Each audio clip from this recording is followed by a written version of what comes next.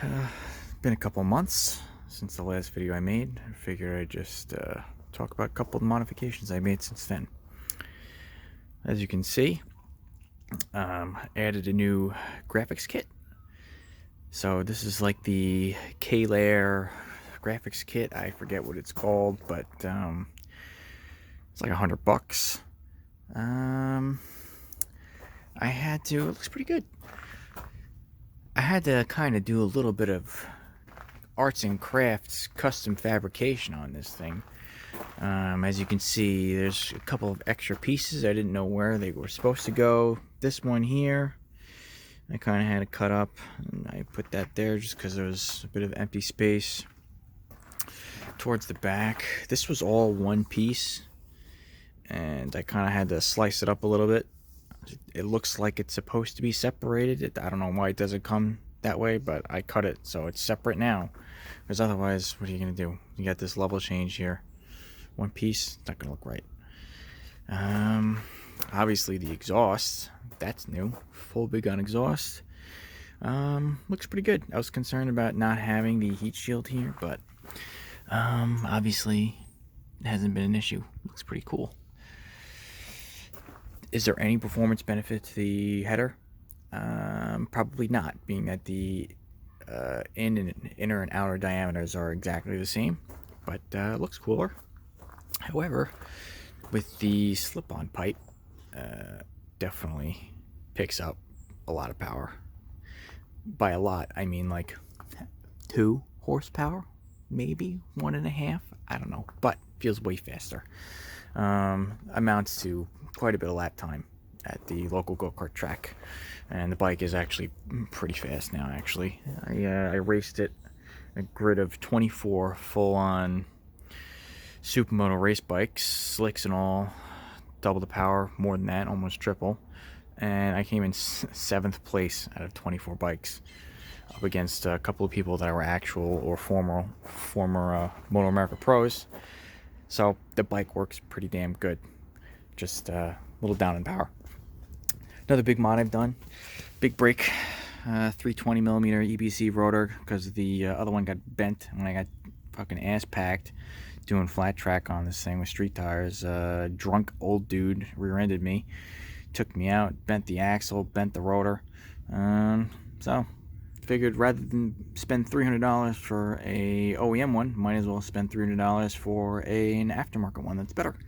So this one's a little bit bigger. Had to get a KLX 250 dual sport caliper relocation bracket in order to make this fit, because the KLX 301 has a different relocation bracket because it has a 300mm. So I had to do a little bit of extra work to get this thing to work.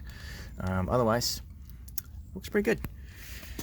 I did mention last time that I have upgraded brake pads because the original ones were made of essentially pencil eraser rubber, and disintegrated after like 120 miles on a go-kart track. Didn't last long at all. But the Carbon Lorraine ones that I have for the KLX 650, KLR 650, they work great. Great feel. Braking power, good enough. Everybody that rides it says pleasantly surprised by how the brakes feel, and they're more than enough. Never have to think about it, which is good enough for me. Other thing I did was chain and sprockets. Original ratio is 14:37. Currently now it is 15. Yes, a 15 tooth on the front does fit, and a 39, because you cannot find anything smaller than that on the internet. I wanted more top speed, not less, and specifically because of the gearing I wanted for the track that I was running. If I had to shift an extra time between corners, it would annoy me, so I went with that, and it works pretty good on the highway. It's about 1.3% longer gearing, so it doesn't really change much, which is good. Bike does, yeah, easily 100 miles an hour now with the exhaust on it. Definitely made an improvement. What else? Oh yeah, hooked up my link for heated gear, so there's that now, so I can ride in the wintertime without freezing my balls off. Wouldn't be a great video talking about the exhaust if I didn't let you hear it, now would I? Well, take a quick look. 6,800 miles.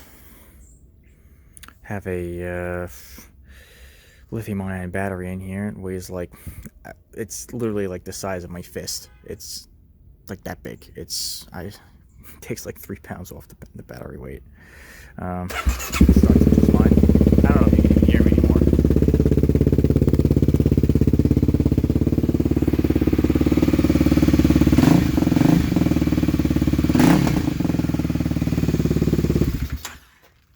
It's too loud. It is way too loud. But the bike is way too fast to not have it on. So, oh yeah, if you want a big gun exhaust, you're gonna need ear protection because that thing screams. Last time in the other video, I showed you the shift lever that was destroyed. So now I have like some kind of pro taper thing that I got off of Revzilla. It was like 25 bucks. It's actually much lighter. It's a pretty nice little piece of work there.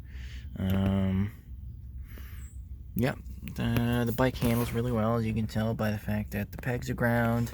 I even hit the kickstand bracket on the ground. How the hell do you even do that?